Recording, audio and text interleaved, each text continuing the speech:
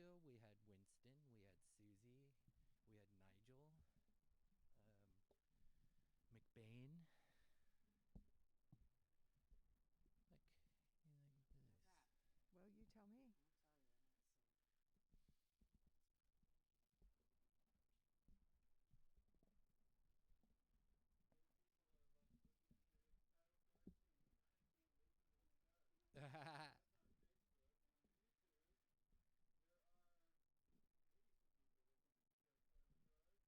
Hard to say.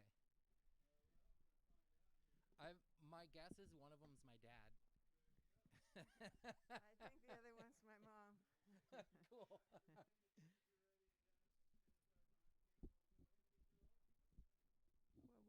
And then we just do our informal chat. Yeah, you tell me. I'm Yeah. How we? Yeah. Okay. Oh, okay. Sure, it's not it's mostly just ambient, so there's no music. All right. Okay. No, no. Give me one. Give me 1 second before you roll. I gotta. Okay. Okay. I got my other glasses. I gotta maybe get my mask off.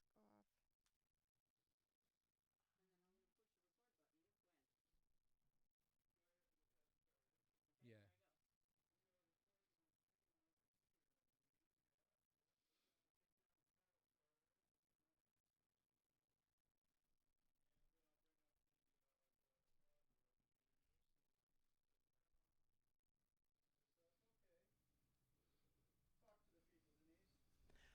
Good morning. We're here once again on Second Sunday San Francisco Lives at Bird and Beckett. Eric, Jenna, do you have anything that you want to say by way of intro today? No, I'm too far from my mic. You guys just take it away. All right. All right, good. It's good to be here with Eric Goodfield, filmmaker and subject of my last column in the Examiner a couple weeks ago. But more than that, documentarian of our city during the pandemic. And further, we never really talked about it in the story, your beginnings as a Bay Area person, lifelong, and your training. Well, before the training, your interest in film. So let's start at the beginning, and then we'll work our way to the now. Okay. So yeah, I was born in San Mateo, and very early we moved to San Francisco, and we kind of hopped around the city a little bit.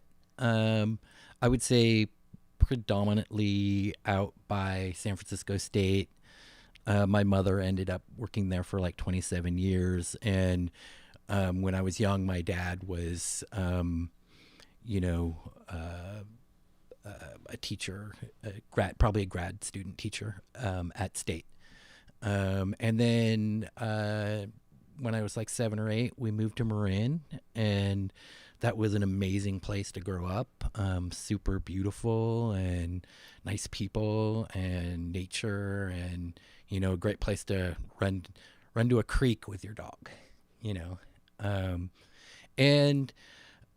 So I went to high school there. I went to University of Arizona. I learned television and radio stuff there. My senior thesis was on 3 downtown theaters there. I've always kind of been fascinated with the actual venue that I see a movie. And so, like in San Francisco, my dad and I used to go on Market Street to a place called the Embassy Theater, which died in the '89 earthquake. We'd run across the Woolworths, buy chicken legs, get some candy, sneak them into the theater, and then, watch, I know one time we saw 3 of the Planet of the Apes movies in a row, which is a bit of a marathon. And I don't know if it's the finest filmmaking of all time, but it was certainly fun. And I mean, that's also another thing about, And so I've always been interested in films and that type of thing. And I came back after college, and I worked at Cafe Trieste for 2 years. One of the best jobs I ever had, the one in North Beach. And I transitioned to working at a small production company in Mill Valley, which was really fun. And I started out as kind of an office assistant, and then I was an editor. And the guy who owned the company was bringing all this footage back from all over the world, from China and France and Russia. And I was like, I don't want to sit in a little 10 by 10 room putting someone else's footage together. I want to go out. And so I learned to be a cinematographer, and I've kind of been doing that ever since.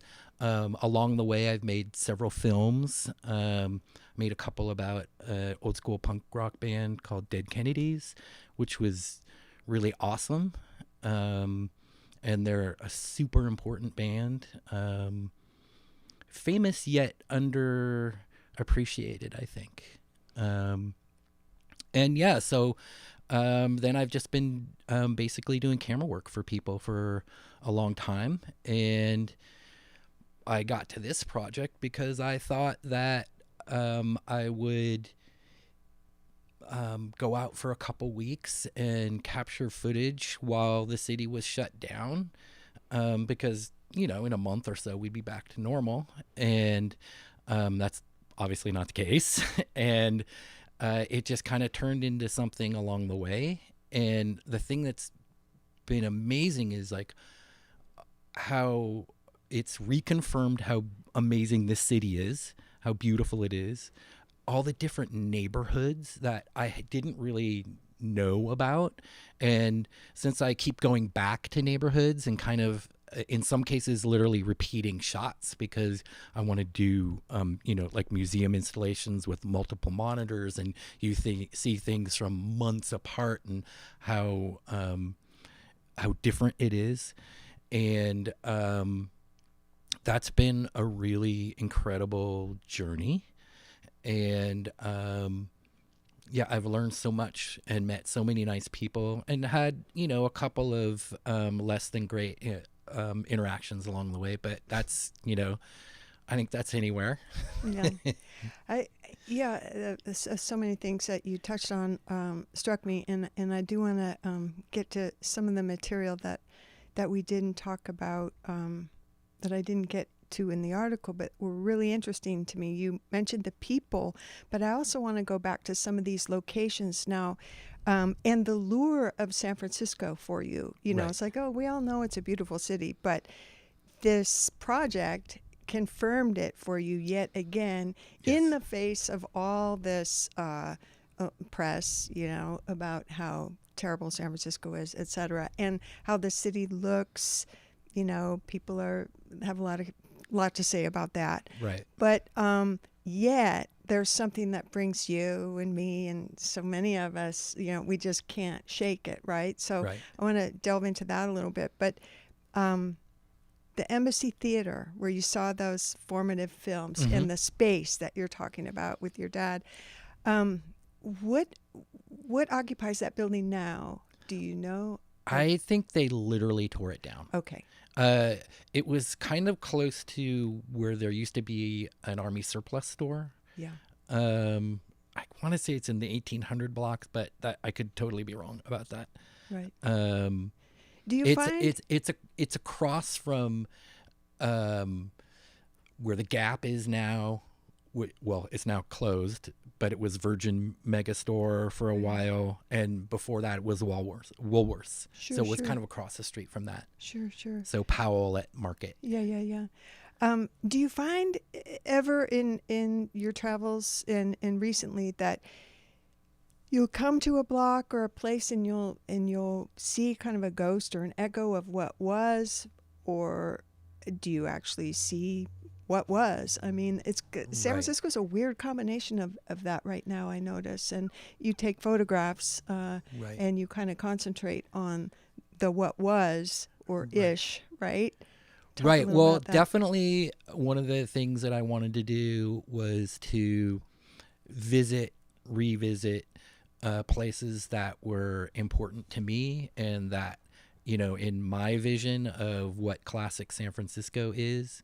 So Tommy's Joint, Cable Car, Red's Java House, Beeps in Ingleside.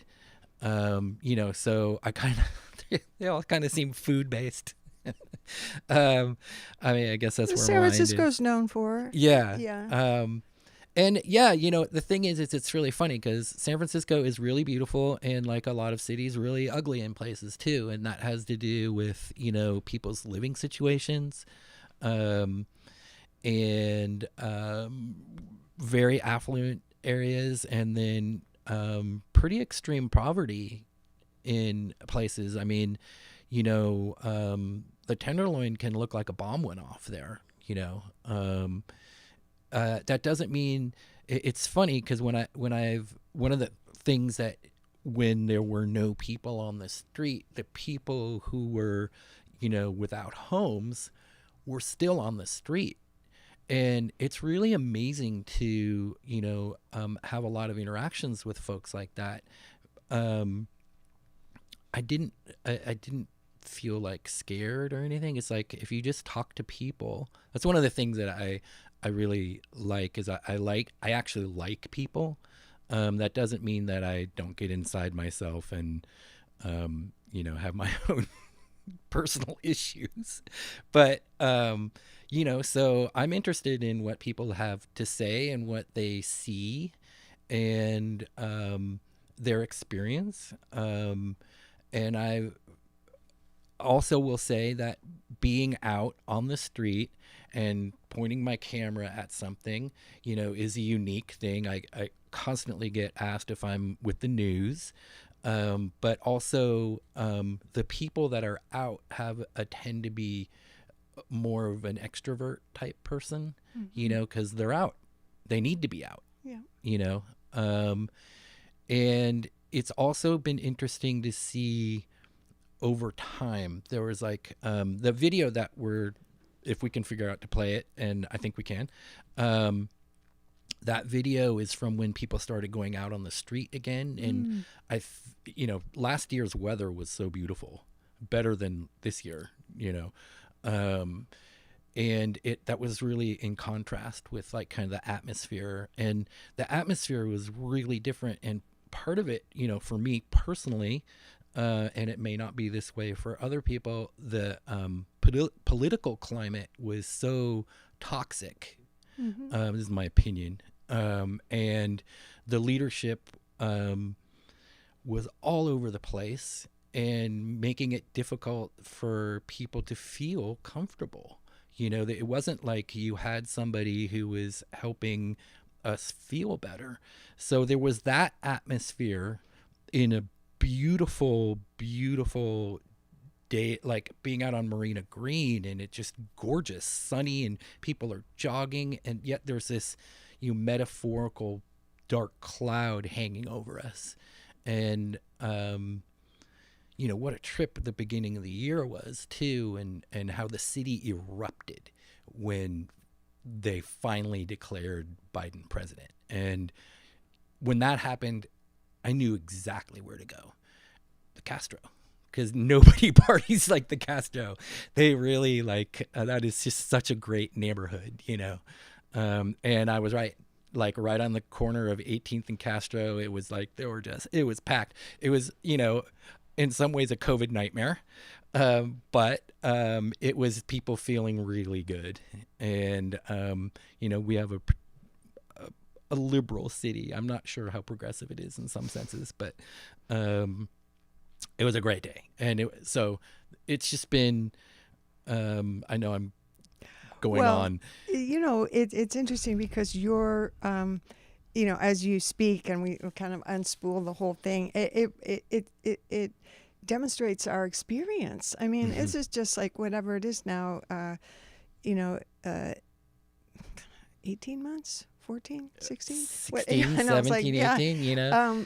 And there's just so much to touch on. And It feels like eras. yeah, and stuff Yeah. that we forgot because, that was like 8 months ago or whatever Right. it was. But yeah, and that. What I want to do is maybe see if we can look at the clip. Sure. And then we'll Yeah, come back and to... we'd set that up so you could watch it. Oh, fantastic.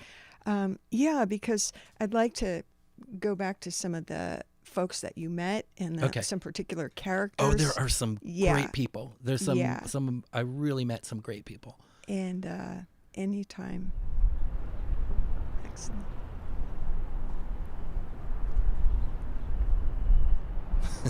I think that's the end. This is the wrong one. It is. Did I dragged the wrong one off for you, didn't I? Sure. Let it roll. Yeah. This gives people a flavor. We can always come back. Sorry about that, Eric.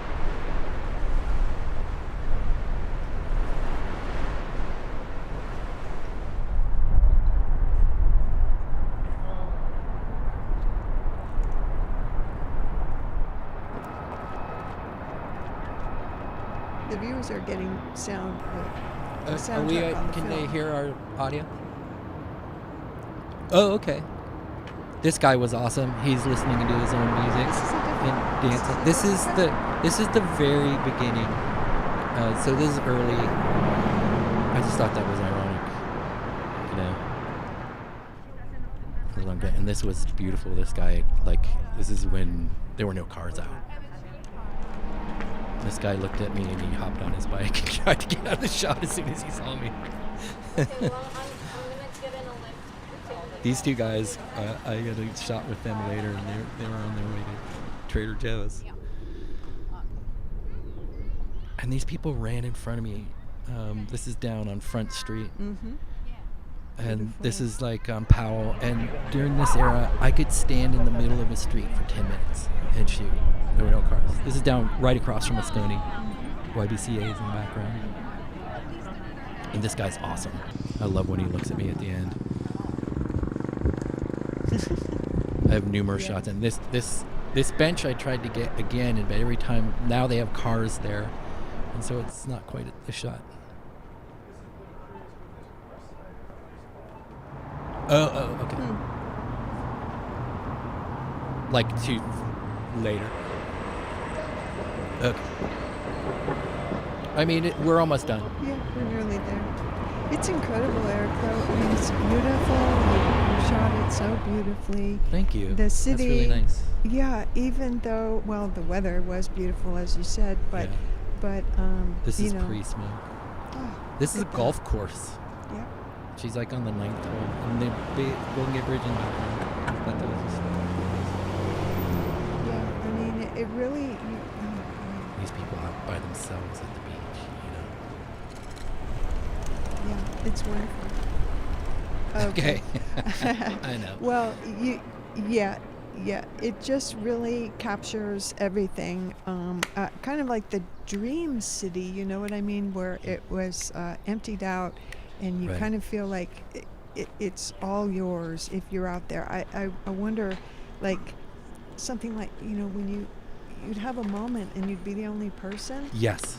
I'm standing in the middle of the street there. Yeah.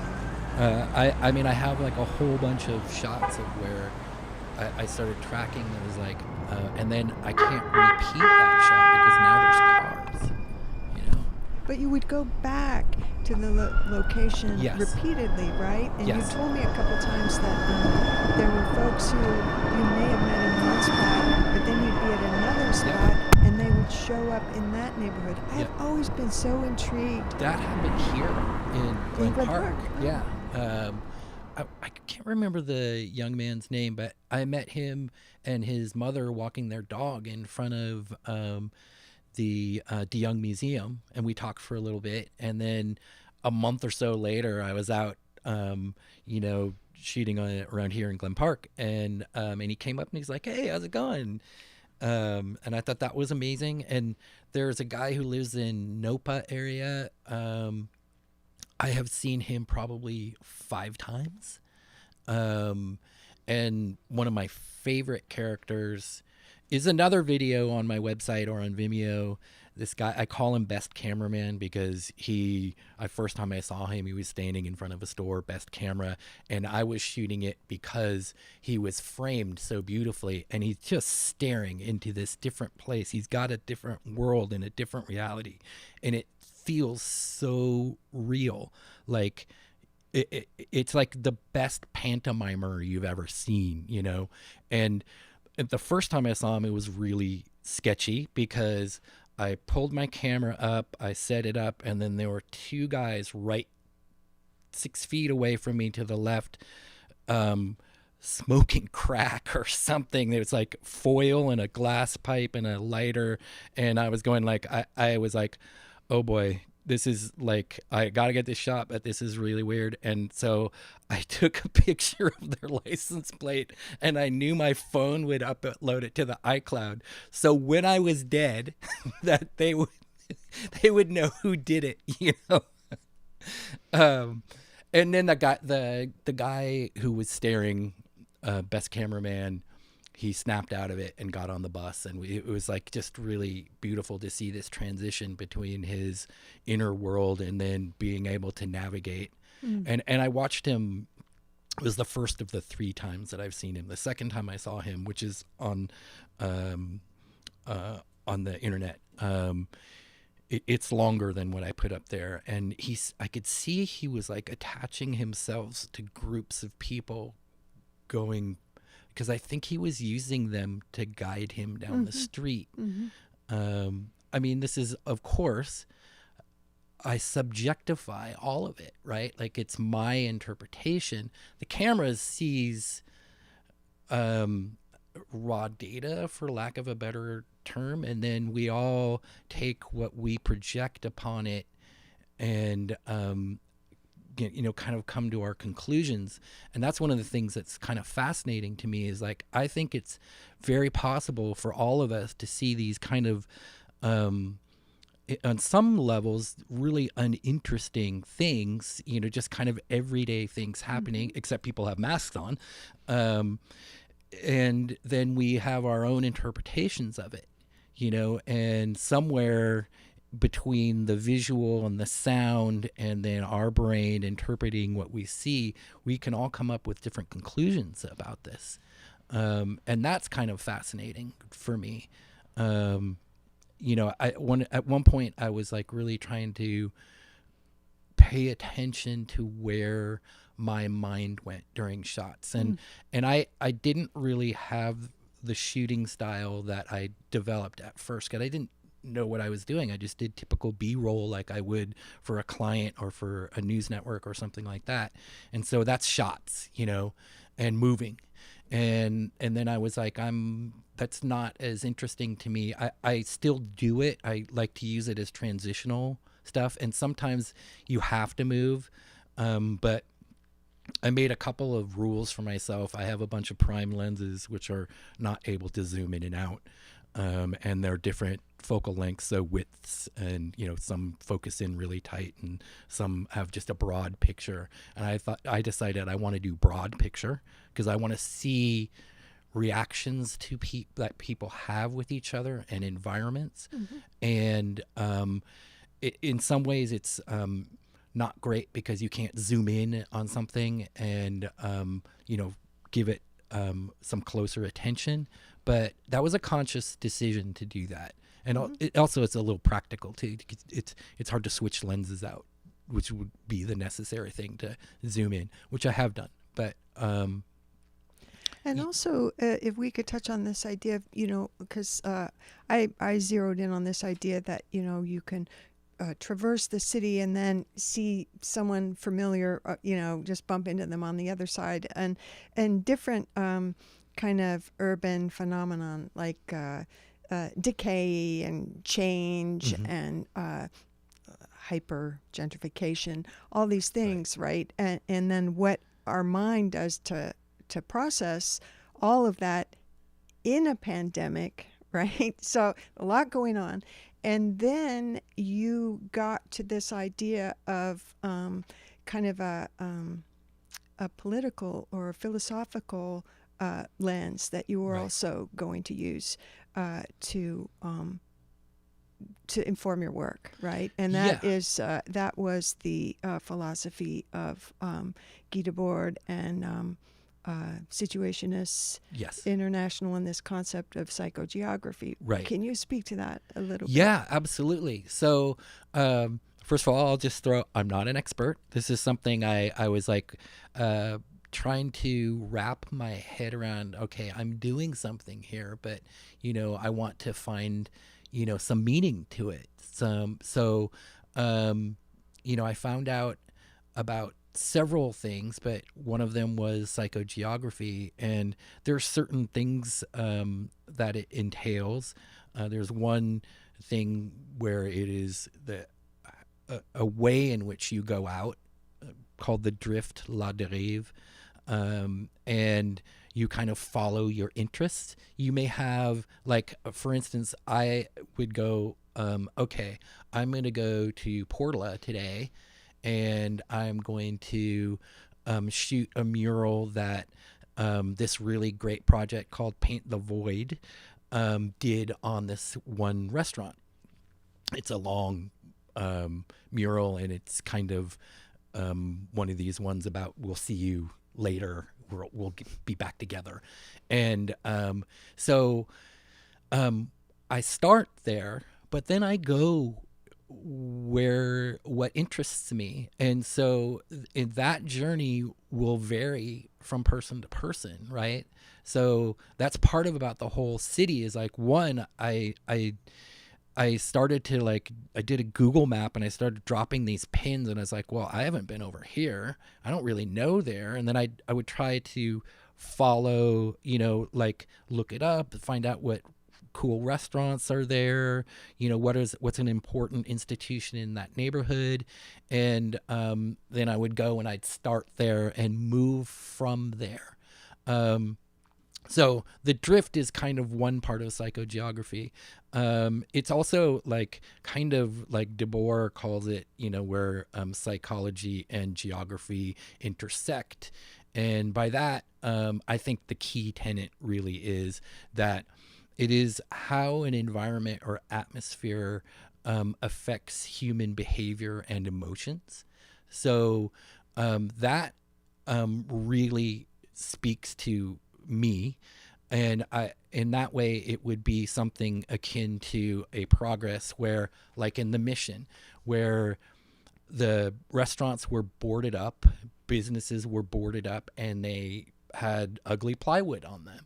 And then at some point, people started putting murals on them. And at first, it was maybe someone's art, but also people were doing like kind of communal messages, like we're in this together, like we take care of each other, and kind of hopeful messages.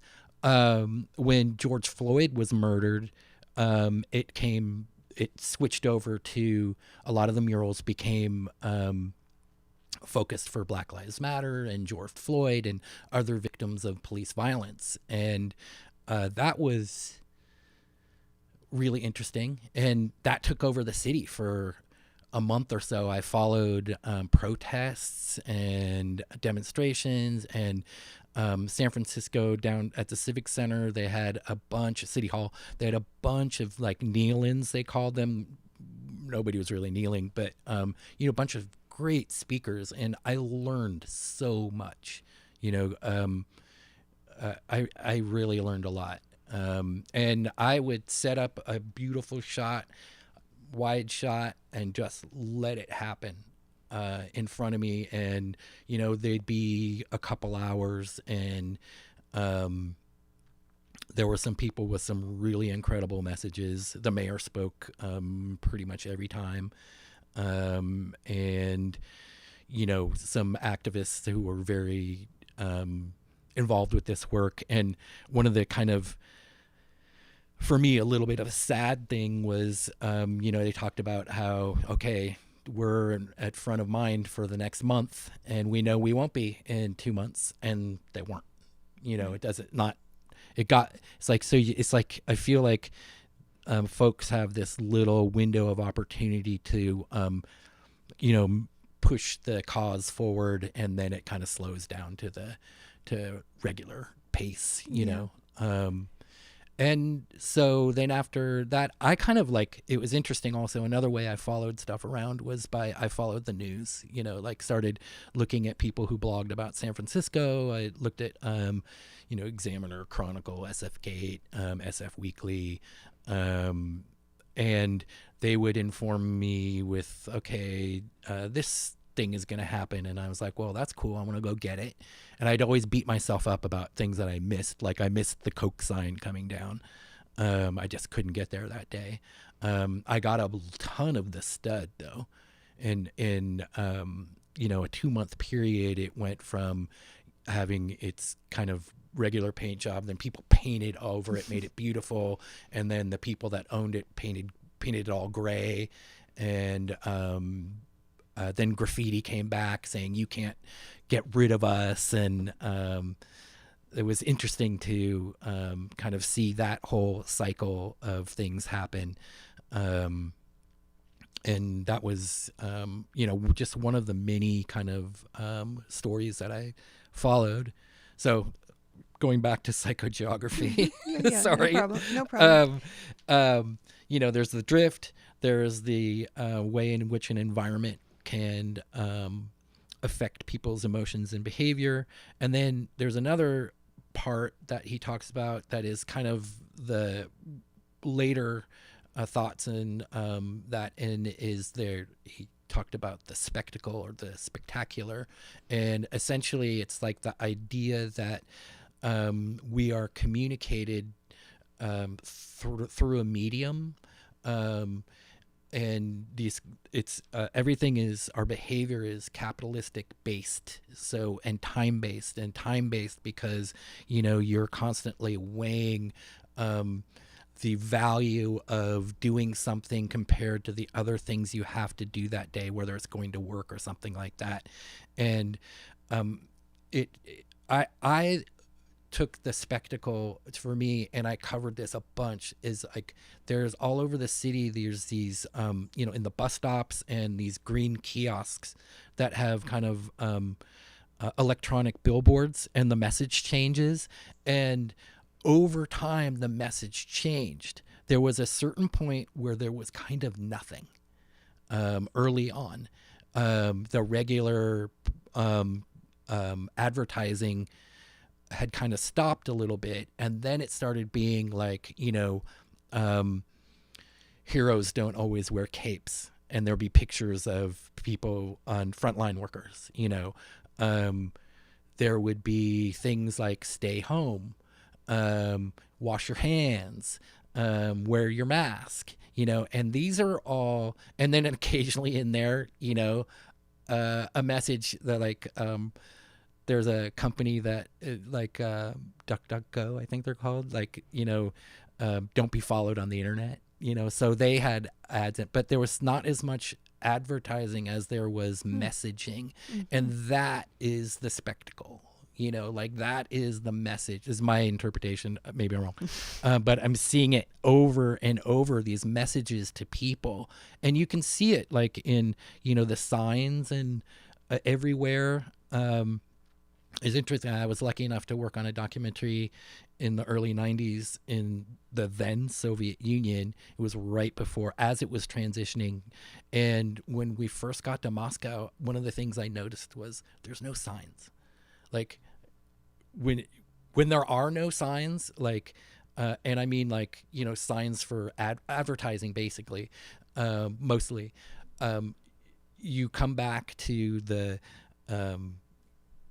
capitalistic America, and you just see signs everywhere, advertising coffee and hairspray and mouthwash, and I don't know why I said those things, but it's amazing. Sure. And so the spectacle is another fascinating concept. The other thing that I thought, my friend Amy Cranch had a question on Facebook one day, and it was like, is this picture liminal? And I was like, liminal? I don't know. Is it liminal? And I started looking up that, and I started going, oh my God, this is so like pertinent to what we're going through. Liminality, a rite of passage, pre-pandemic, pandemic, post-pandemic. We're not post-pandemic. We're still in this constantly changing state. And I mean, you could argue everything's always in a state of some sort of liminality, right? I mean, a rock is slowly eroding. Its change is very, very slow. So that concept really started is exciting to me, because I do feel like we are in this communal transitional period that is just I don't know, it's going to be something that is going to be studied and thought about for I don't know a long time. Yeah, and what's exciting is that you have this document, and right now it's very raw, and you have hours and hours of hundreds of hours of footage to go through, and so it exists as a document, and we could see all 100 hours just like that, and B, there are the considerations of a documentarian, which, you know, as we know, there's always there's the truth, and then there's your truth, and then there's the there's all these considerations that documentarians have to make, and then there's art, and there's the art film, and then there are all the liminal spaces in between, right? So we talked a little bit about your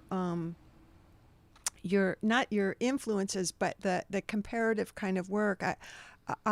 You mentioned Chris Marker. I said there were bits that reminded me of Chantal Ackerman. 100%, yeah. And it's like, but you're not those things, and they're, it's like you have choices to make. Right. So where do you think you're gonna land? Well, okay, that is a really good question, because both Chris Marker and Chantal Ackerman's work are heavily based with voiceover as a filmmaking process. I'm not sure that I love voiceover, but I'm trying. Oh, can I just add two more things?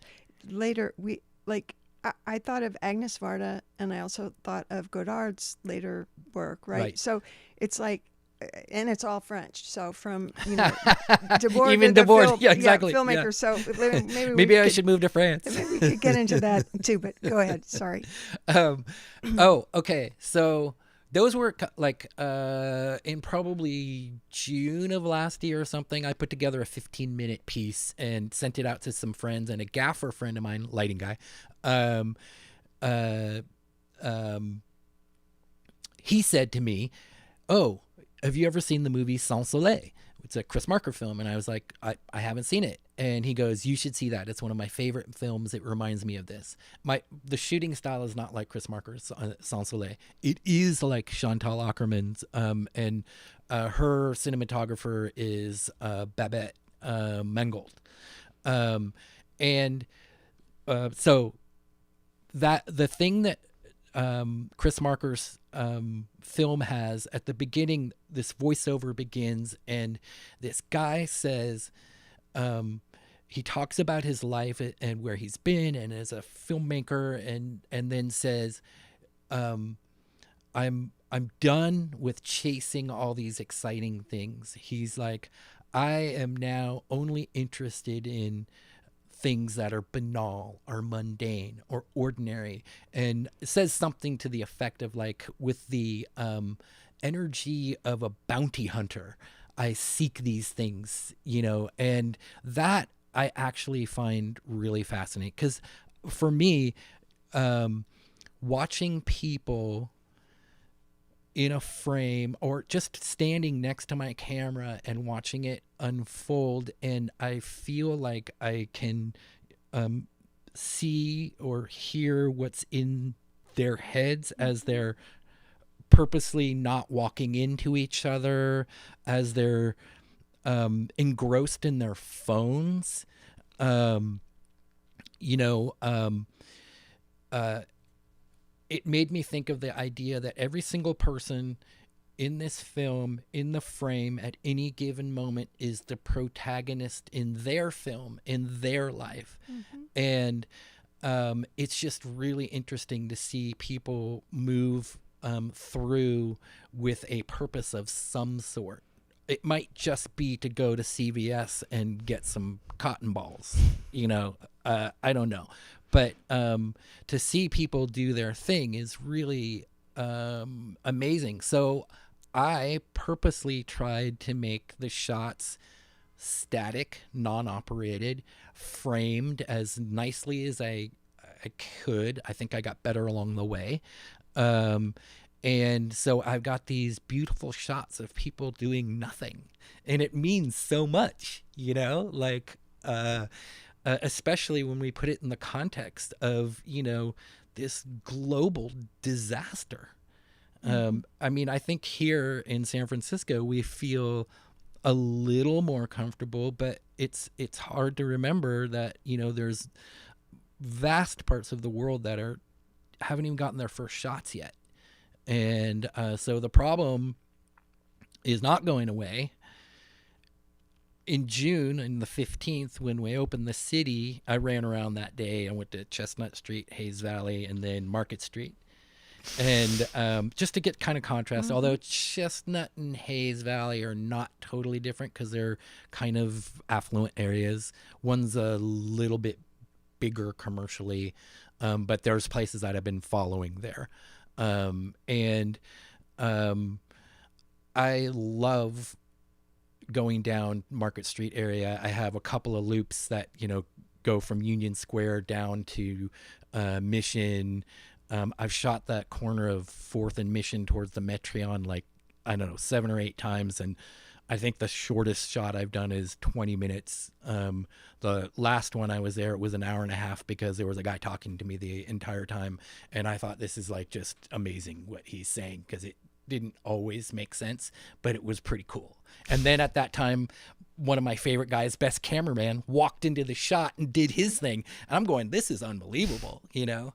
And earlier up at the Old Navy corner, so 4th and Market, there was a guy who was a Michael Jackson impersonator, dancing around, lip syncing. He was amazing. And there were a bunch of people walking, and I noticed that there's this guy doing this juggling thing, which is super good.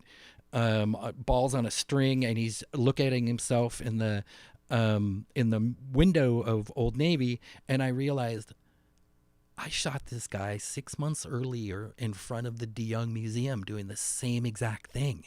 And I found that footage, and I was like, that's definitely the same guy. And that's the kind of stuff that's super exciting to me. Like, the synchronicity or the... Yeah. And there was another guy there who I just noticed because he was so unique. And then I was looking for a guy, this guy Walter, who hangs out at City Hall. He does a yo-yo, and I've captured him a couple times. But that guy that was also next to the juggler guy, this is all weird, I know.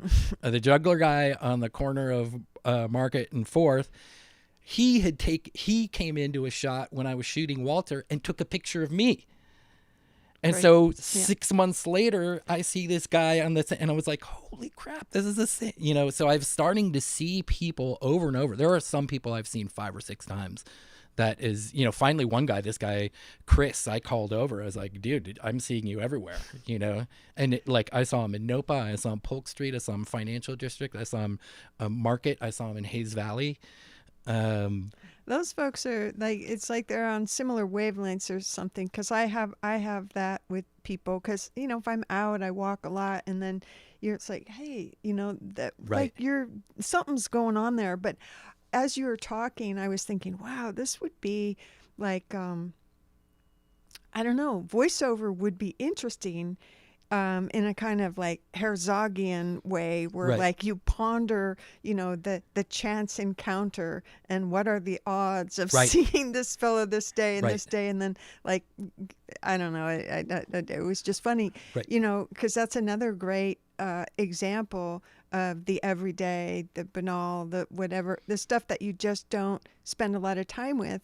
But here we have an opportunity to spend a lot of time on one corner and just ponder Right. the possibilities. Right. It's fascinating. I mean, And there's certain places that are much more fruitful than others. I believe it. Yeah. Yeah.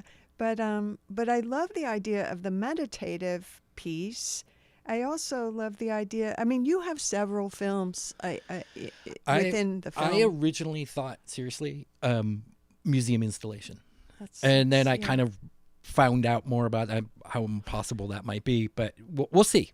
We'll see. I'm yeah, open. Like, you go ahead. Well, I want to ask you about the environment for filmmakers here in the Bay Area, because I've done several stories on film, and I've been a big film goer and follower of art and independent film here in the city. And what I hear and have observed is that the culture has changed dramatically, and not just because of digitization, but for a lot of factors. But as an independent filmmaker, what's the temperature like out there for the possibilities of getting funding, a venue, any kind of assistance to go Right. forward? I don't know. That's a really good question, and there's kind of two things to that. I have spent the last 10 years doing cinematography for corporate, for messaging. And I really kind of stepped away from doing documentary stuff. And that was basically a financial choice. And this experience, I'm hoping, will change that. I had to fundraise for things like this before? I have not. I can use help. I mean, Yeah. And I don't think it's impossible. I'm sure it's really tough. I've never heard, in all the times that I've kind of like kept my finger on the pulse of this, people going, it's better than it was.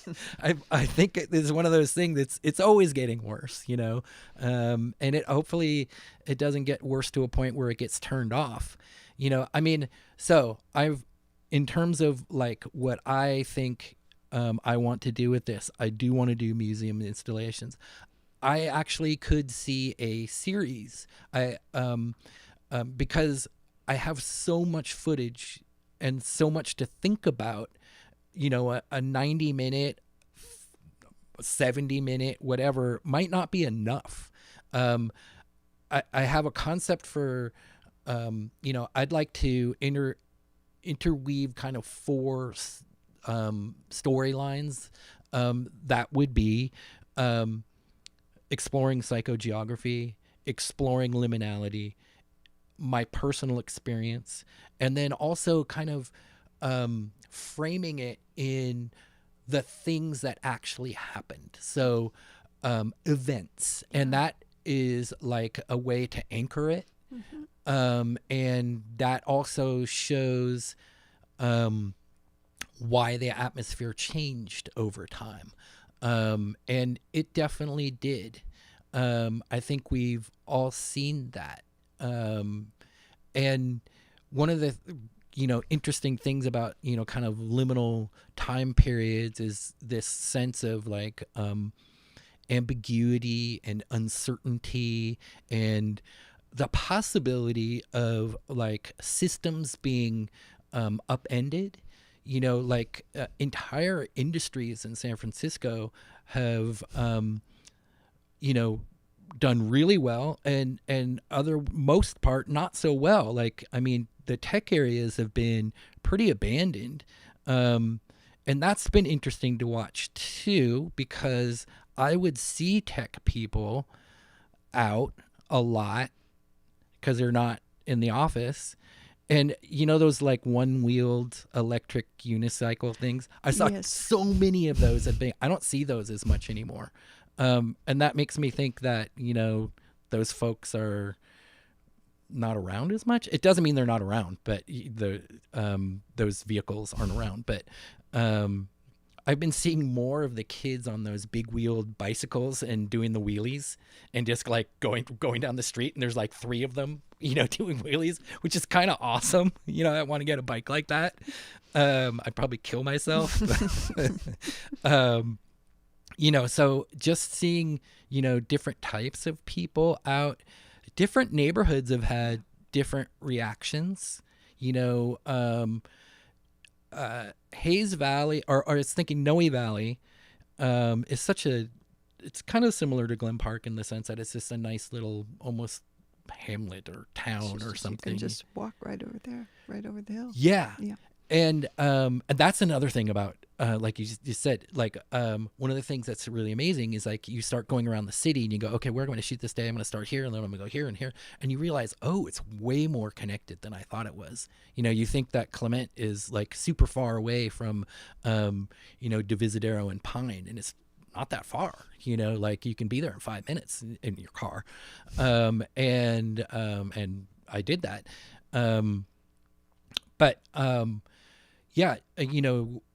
Noe Valley just had some really,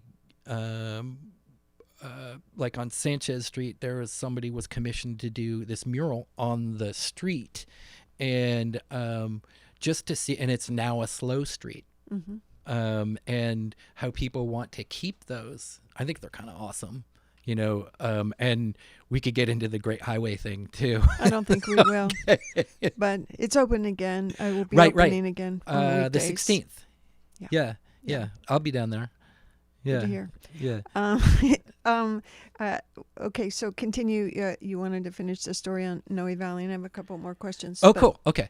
I guess my point is that, like, I was talking about how different neighborhoods had different reactions. There actually people were pretty positive. It's also a neighborhood with more families than some other neighborhoods. So you'd see parents with their kids. And that's a whole thing that, I don't know unless you're a parent, of a young kid. I'm a parent, but my daughter's 26, that is a different, having to now be at home and try to work, and you've got 2 young children that you're trying to occupy, and they're trying to learn through a computer. That is, that's not the best way, And then I did talk to a woman who is on Polk Street, who is a teacher in the Excelsior, and she said, we're trying to do remote learning for our kids, but a lot of the families don't have computers. And that is just, it shows how, events like this affect people with, economic issues way more than people that don't have it. San Francisco's got a lot of people that are pretty wealthy. It's also, all the things about it being hard to actually work here, and, a regular normal, like working at Whole Foods or something, and then try to make a living here, make that work. You got roommates. Pretty much like that, right? Yeah. Yeah. We talked, you talked a lot about being out on the street and feeling the temperature of the political climate, and that generally on this little island we're often on the same page, but then there are those who are not on the page. And I just wondered if you could address any difficulties, or you did have an experience encountering some anti-vax or anti-mask, or I don't know how they identify. Yeah, but they weren't necessarily anti-mask. They were anti-vax, some people. Mostly they were unified around Open California. Stop this despotic government control of our behavior. Meaning open that we need to have our businesses open. And, there's some legit things like, people are trying to survive and they can't pay their bills and their business is shut down. My business was shut down. I had all these shoots lined up, and then basically we were told it's illegal to do them. And so I'm like, my friend Chris on my Facebook page, when I put the video up, goes, "Oh, you made lemonade." I was like, "I made lemonade," and then found something. It's like, it's life changing. Who knows? In the end, if nothing happens with this, I've at least got this archive that a cultural anthropologist can look at 100 years from now, and look at like, oh my God, people wore shoes like that. Oh, everyone seems to be walking and staring at their hands. Well, that's kind of where we started the conversation. And your original inspiration was that old footage of post 1906 earthquake, Correct. right? And that survives and is informational and fascinating for us more than 100 years later. 100%. Yeah. So. It's a totally, that was super, you see these, the film was shot at a different frame rate. So people seem kind of jaunty in their movements. And, you see horses, you see a few cars, and you see the trolley, and you see everybody kind of dressed up, because that's just the way they dress then. Nobody's looking down at their phone. But you know what? Really interesting, and we're coming to a close here. Oh, cool. But to that point, we look at that now and think, oh, that's old time San Francisco, and everybody was like jaunty and right. Riding the cable car and whatnot. But it and that was the filmmakers' lens, and what they brought to the right. table. And I've seen the other footage where, it's just like the land and it's devastated and it's on fire and it's, there's that side of it too. But I'm sensing that what we're going to get from the remains of these days, right, is not quite as consistent as maybe we saw at the turn of the last century. But there's all this upheaval and craziness, for lack of a better word, but just like insanity, okay, maybe that's more right. accurate, of the political climate right. based on the societal dysfunction, which sounds like that was a bit on your mind, and that may be what you bring to the everlasting archive of film. Yeah, maybe. I don't think I necessarily had a political agenda per se, but it's so much a part of our lives. And, there are people who don't pay attention to it, I guess. I think that the way that our country, world, city, state have been torn apart, and as much as anything, I don't know that there's always been differences, but how differences are enacted now is not the same. There are things that we consider unacceptable, and there are compromise is a really difficult thing to see and have happen. And part of that is you see it on our government, they don't want to get something done because then it makes the other guys who are in power look good, and we got 2 more years and we're going to take Congress back or whatever, it's unfortunately it was not a time when I think that on a grand scale that we really came together and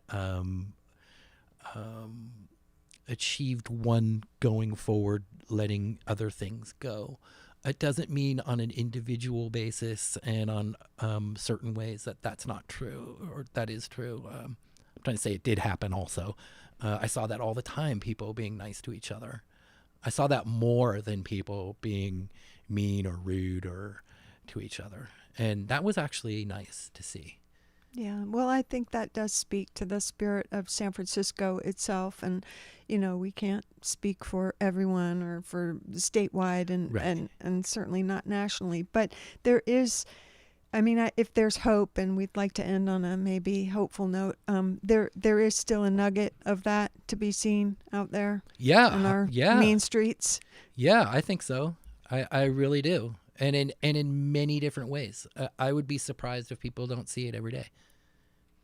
Well, thank you, Eric Goodfield. Yeah, thank you. Thank you for doing this work. It's going to be a great document, no matter how long or short it is. Exactly. I'm just really glad that you did it, and Yeah, me too. thanks for coming to I'm talk still doing to it. us. Yeah, and you're still doing it. That's Yeah, right. so you can find ericgoodfield.com. That's correct. Yeah, you can see more of the film and watch the progress of Eric as he goes. Yeah. And we'll be back on the second Sunday of September with another San Francisco live talk. In fact, we have a curator and an educator, Kathy Zarer, a specialist in art from the Arab world. So next month, see you then.